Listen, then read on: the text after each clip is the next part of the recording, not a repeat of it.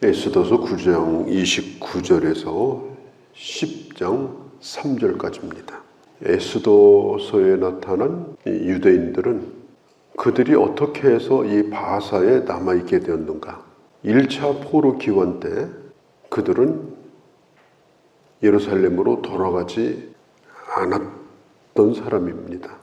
큰 나라, 제국, 거기에 남아서 그냥 더부살이라도 하는 것이 좋지, 돌아가서 또 고생하냐, 하나님의 백성으로 사는 게 무슨 의미가 있냐, 그러면서 그 넓은 땅덩어리에 퍼져가지고 살던 존재감도 없는 하만 같은 사람들이 다 죽여도 괜찮다고 생각할 정도로 별거 없는 그런 민족이 바로 이게 유대 민족이었습니다. 그들은 하나님을 잊어버린 자들입니다. 하나님의 일에 대하여 관심도 없습니다. 하나님 나라가 회복되는 것 그들은 별로 관심이 없어요. 그런데 그들이 다 죽게 생긴 거예요. 하나님께서 그 백성들을 잊어버리지 아니했습니다. 그때 바사는 에스겔 같은 선지자도 없었고요. 다니엘 같은 선지자도 없었어요. 아무도 없었어요. 영적 지도자가 부재했습니다. 그런 가운데 하나님께서는 그 백성을 잃지 아니하셨습니다. 하나님의 이름이 에스더서에 한 번도 안 나와요. 하나님의 이름을 부르지도 않았고 관심도 없었던 그들을 하나님이 잊지 않고 도와주신 기록이 바로 이게 에스더서입니다. 모든 게 우연이 된 것처럼 되었지만 우연이 아닙니다. 왕이 잠이 안 와가지고 왕의 그 기록을 한번 읽어봐라. 그래서 늦은 밤에 그 책을 읽게 만든 거예요. 그 책 읽으면 그냥 되게 졸립잖아요. 그리고 그 큰 책 가운데 어디를 읽을지 뭐 몇 줄 읽겠습니까? 밤새도록 읽어봐야. 그런데 놀랍게도 몇 년 전에 모르도게가 왕을 죽이려고 하는 사람들의 음모를 고변을 해가지고 그걸 알려줬어요. 그래서 역모를 막았던 기록을 왕이 듣게 된 겁니다. 이건 있을 수가 없는 일인데 그런 일이 일어났어요. 그래서 왕이 결국은 모르도게가 누군가를 알게 되고 하만의 흉계를 알게 되고 그리고 결국은 이 유다 민족이 하나님의 은혜 가운데 살아난 겁니다. 보호를 받게 된 거예요. 에스더서는 보이지 않는 하나님의 기적, 우연으로 엮어지는 하나님의 필연, 그렇게 엮어진 책이 바로 이 에스더서예요. 우리 인생도 마찬가지입니다. 우리가 살 때는 그냥 허겁지겁 매일 사는 것 같지만 다 지내놓고 보면은 그게 다 하나님의 기적이었구나, 하나님이 하신 일이었구나, 그걸 우리는 깨달을 때가 많아요. 어떻게 보면 우리는 하나님의 기적 가운데 살아가고 있는지도 모릅니다. 하나님은 그들을 잊지 아니하셨다. 그리고 그들이 누군가를 그 어마어마한 바사 제국에 드러내셨다. 이제는 희망을 품고 살게 하셨다. 그런데 놀라운 건요, 그렇게 유다 민족이 다시 회복되고 희망을 품게 됩니다. 그리고 나서 다시 유다 민족이 이스라엘로 돌아갈 기회가 생겼을 때 그때 돌아간 사람들이 누구냐? 에스라와 느헤미야입니다. 만일 이 사건이 없었다면 이스라엘은 회복도 안 되고 느헤미야 같은 사람도 나오지 않고 에스라 같은 사람도 나오지 않았을 거예요. 그들이 돌아와가지고 성전을 다시 회복하고 또 성을 다시 짓고 그렇게 하는 주역이 된 겁니다. 역사라고 하는 것은 우연히 돌아가는 것 같은데요, 그렇지 않아요. 길게 놓고 볼 때는 하나님의 놀라운 일을 보게 되는 겁니다. 그러니까 이 세상에는 두 종류 사람이 살아요. 하나는 뭐 별거 아닌 것처럼 이러던 사람이 어느 날 이 두각을 나타내고 능력을 발휘하고 이런 사람이 있는가 하면 한때 그냥 빛을 보다가 사람들에게 관심을 갖다가 나중에는 어디 있나 흔적도 없이 사라지는 사람이 있어요. 모르도게 같은 사람은 성문 앞에서 사무일을 보던 그냥 평범한 공무원이에요. 그런데 이 모르드게가 캄캄한 밤에 이 태양이 떠오르는 것처럼 그렇게 빛을 발하기 시작하더니 바사 제국 127도의 총리가 되게 된 겁니다. 하나님은 하나님의 사람을 그렇게 사용하는 거예요. 별거 아닌 것 같은 사람을 하나님이 붙들어서 그렇게 귀하게 쓰시는 겁니다. 그런데 사울 같은 사람은요, 시작이 얼마나 대단했어요. 이스라엘의 일대왕. 그런데 나중에 이 사울이 하나님을 잃어버렸어요. 그 안에 있는 성령이 떠나갔어요. 그래서 귀신의 사람이 됩니다. 그가 전쟁터 나가서 죽던 날도요, 점치고 나가서 죽었어요. 점 보고서. 한때 빛을 바라던 사람도 하나님을 버리게 되면 이렇게 결국은 다 사라지고 만다. 이걸 우리가 역사를 통해서 보게 되는 것입니다. 이제 29절서부터 보면은 이 모르드게가 에스더와 함께 전국에 퍼져 있는 유대인들에게 조서를 보냅니다. 그것이 뭐냐? 정한대로 하자. 정한 게 뭐죠? 잊어버리지 말자. 하나님이 주신 은혜를 잊어버리지. 조서를 2번 보내요.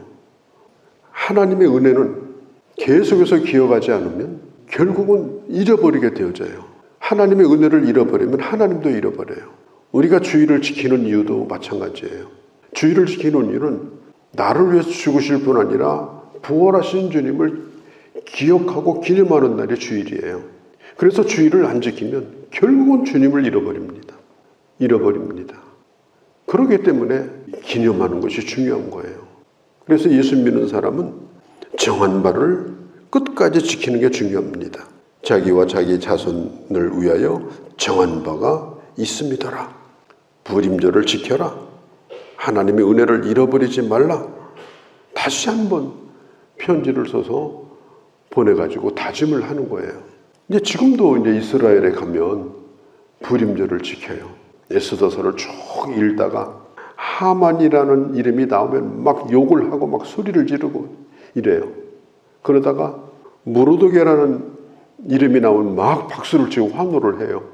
그렇게 주고받아요. 에스더서를 읽으면서 아주 재미있게 읽으면서 주고받아요. 그게 불임절 지키는 법이에요.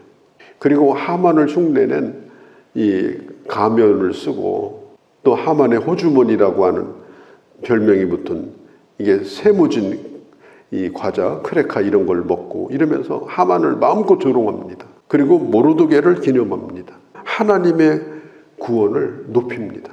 지금도 유대인들은 이 가정행렬을 하면서 거리를 쾅 배우고 지금도 이 불임절을 지켜요. 이 정한 바, 이걸 잃어버리지 않는 게 중요해요. 하나님 은혜를 기억하고 사는 거. 그래서 한 번 더 편지를 보내면서 잊지 말자. 그랬더니 이게 영적인 부흥이 일어납니다. 그리고 2차, 3차 포로 귀환할 때 이들이 예루살렘으로 돌아와가지고 성전도 다시 세우고 성벽도 다시 세우는 그런 주역들로 변화가 된 거예요. 신앙의 부흥은 은혜를 잊지 않는 데서부터 시작된다. 우리의 신앙도 주님의 부활을 잊지 아니하고 주님을 예배하는 데서부터 시작된다. 우리는 이것을 잊어버리면 안 됩니다. 이게 가장 중요한 우리 신앙의 기초인 것입니다. 이 아하수에르 왕이 통치하던 때 섬에 있는 백성들까지 조공을 바쳤다. 이렇게 나와 있습니다. 10장 1절에. 이걸 역사적으로 보면요, 알렉산더 대왕이 지배했던 땅보다도 아하수에르 왕이 지배했던 땅이 더 넓습니다. 그러니까 세상의 왕이랄지라도 하나님의 교회와 하나님의 나라를 존중해주고 무엇보다도 하나님의 백성을 도왔던 것에 대해서는 하나님께서 잊어버리지 않으신다는 거예요. 왕도 하나님이 또 높이셔요. 나라도 평안케 하십니다. 왜냐? 하나님은 역사의 주인이기 때문에 그렇습니다. 모든 것을 주님은 다 사용해서 하나님의 뜻을 이루시기 때문에 하나님의 일에 협조하는 불신자라도 하나님이 그에게 복을 주시는 거예요. 교회를 핍박하고 교회를 우습게 알고 교회를 멸시하고 주님의 복음을 가로막고 그런 정권, 그런 권력, 하나님은 그런 자들을 그렇게 귀여기지 않는다는 사실을 우리 역사를 통해서 이미 우리는 많이 보아왔습니다. 30절에 화평하고 진실한 말로 편지를 써서 이렇게 말하고 있죠. 모르드게는 민족을 살렸을 뿐 아니라 자기의 사촌 동생인 에스더와 함께 영적인 지도자로 그 일을 하였다.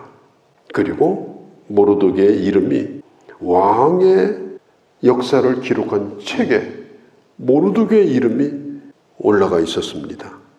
2절 왕의 그 기록에 모르드게의 이름이 기록된 거예요.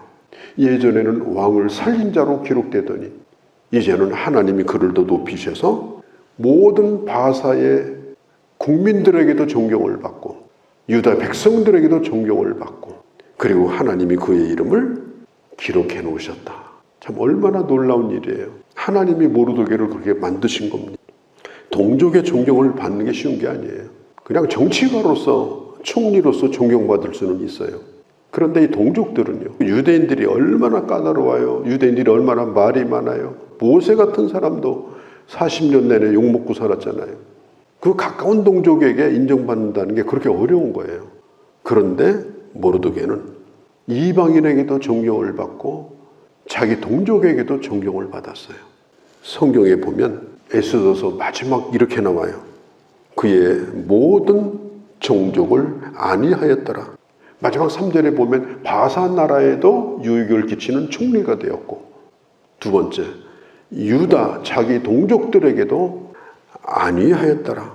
이 안위하였더라 이 하는 말은 이게 번역이 좀 이해하기가 어려운데요. 성경 이 본 원어는요, 평화를 말하였더라 이런 뜻이에요. 화평을 말했어요. 패를 가르고 싸우고 서로 욕하고 그렇게 하지 않고, 모르드게가 그렇게 하니까 백성들도 하나가 된 거예요. 모르드게는 화평의 사람입니다. 하나 되게 하는 사람입니다. 깔르는 사람이 아니에요. 그렇게 하니까 백성들도 평안해졌어요. 백성들도 하나가 되었어요. 이 평화를 말한다는 게 얼마나 중요한지 몰라요. 10장의 마지막은 결국 완벽한 샬롬의 은혜, 평화롭고 위협적이지 않고, 누구도 모르드게가 저 사람 무서운 사람이야 그런 것도 없고, 그냥 온화하고 한없는 하나님의 평안 안위하였더라. 그러니까 에스더서의 마지막 결말 엔딩은 뭐냐?